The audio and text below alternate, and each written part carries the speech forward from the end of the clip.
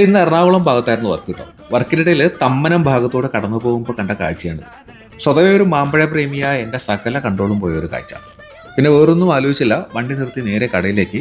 പ്രിയൂർ, സിന്ദൂരം, ബംഗാനപ്പള്ളി, Alphonso അങ്ങനെ പലതരം മാങ്ങകൾ കണ്ടെങ്കിലും എൻ്റെ കണ്ണുപോയി നിന്നത് നമ്മുടെ ഈ കുഞ്ഞൻ നാട്ടുമാങ്ങയിലാട്ടോ.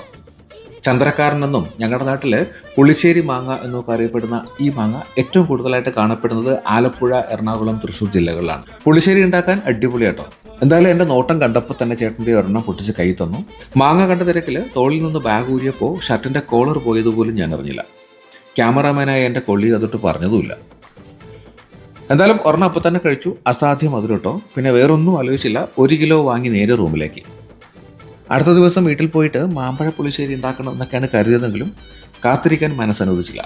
എത്ര എണ്ണം കഴിച്ചു എന്ന് എനിക്ക് തന്നെ അറിയില്ല. എന്തായാലും 1 കിലോ മാങ്ങയിൽ ഇപ്പോൾ ബാക്കിയുള്ളത് ഇത്ര മാത്രം. അടിപൊളിയല്ലേ?